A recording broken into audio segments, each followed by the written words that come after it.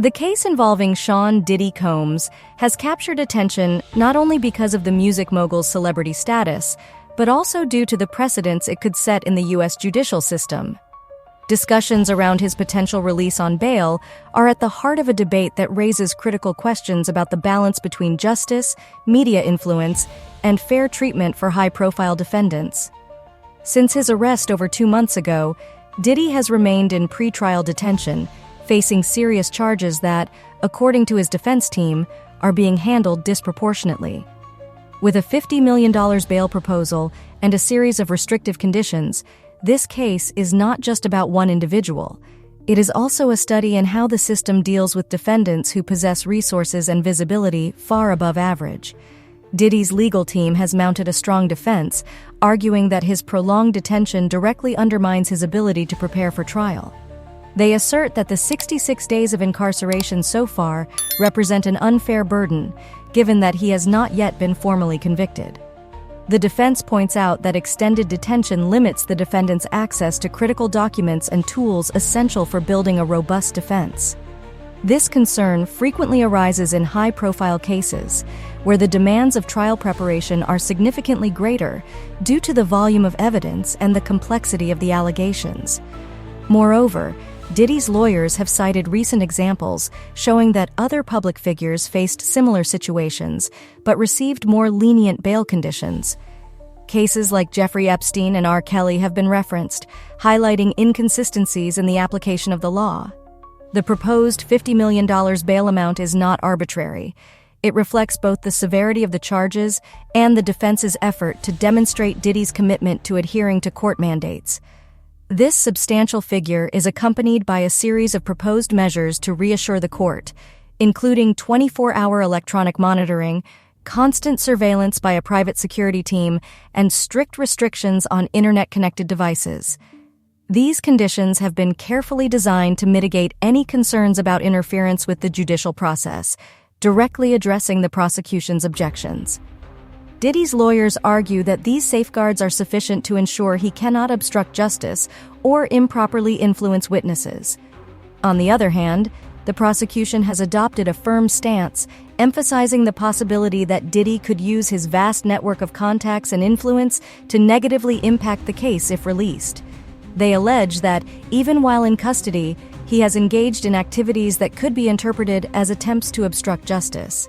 These allegations include coded communications made from prison and orchestrated social media campaigns aimed at shaping public opinion in his favor.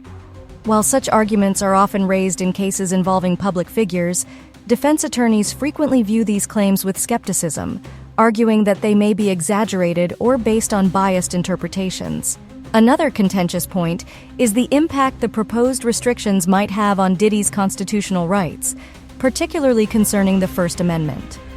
The prosecution argues that the defendant used his social media presence to influence potential witnesses or even jurors, while the defense counters that limiting his internet and device access is sufficient to address any risk without infringing on his rights. This tension between protecting the judicial process's integrity and safeguarding the defendant's fundamental rights is a central issue in the case and is being closely scrutinized by legal experts and the media. The presiding judge has taken a balanced approach, carefully weighing arguments from both sides. He has requested additional evidence and new proposals from the legal teams before making a final decision on bail. This cautious stance reflects the case's complexity and the importance of ensuring that the final ruling is grounded in concrete facts rather than public pressure or the defendant's notoriety. One issue under consideration is where Diddy would reside if granted bail. While the defense has suggested Miami, his primary residence, the court is considering New York as a more viable alternative to ensure strict compliance with monitoring conditions. Beyond the logistical and legal concerns, Diddy's case raises broader questions about the relationship between celebrities and the justice system. There is a perception that public figures may receive different treatment, either more lenient or harsher, depending on the circumstances and public opinion. This perception can undermine trust in the judicial system, highlighting the need for transparency and consistency in the application of the law. In Diddy's case, the bail decision will be a crucial indicator of how the court balances these considerations. For many observers, the fact that Diddy is facing stricter conditions than other defendants in similar cases can be seen as an effort by the court to assert impartiality and authority, but it also raises questions about the impact on his ability to prepare his defense. The significance of this case extends beyond Sean Diddy Combs' individual circumstances. It provides insight into how the American legal system navigates the challenges presented by defendants with high public profiles and substantial resources. The possibility of bail is not just a matter of individual freedom, it is also a reflection of how justice balances the rights of defendants with concerns about the judicial process's integrity. Any decision made in this case will likely have ramifications far beyond Diddy's life, influencing how future cases are handled and shaping public expectations about justice. Throughout this process, the divide between the defense and the prosecution continues to expose the complexities and challenges of balancing conflicting interests in a high-profile case. The defense argues that Diddy's prolonged detention undermines his fundamental rights and hinders his ability to mount a fair defense.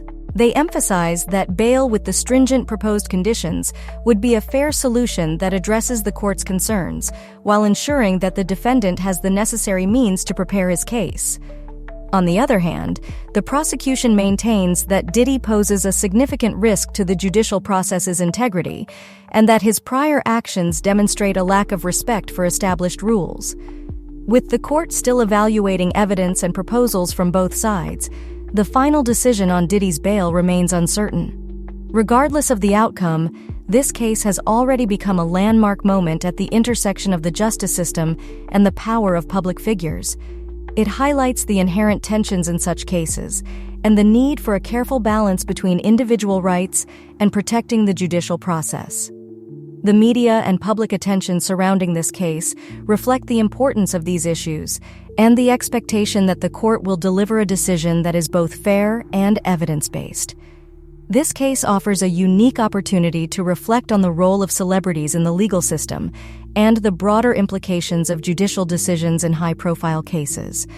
For the public, Sean Diddy Combs' case is a reminder that no one is above the law, but also that the justice system must ensure equitable treatment for all, regardless of their status or influence.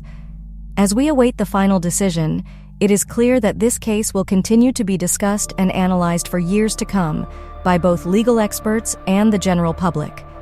What do you think of this case? Should Sean Diddy Combs be granted bail under these conditions, or do the prosecution's concerns outweigh the proposed safeguards? Share your thoughts in the comments.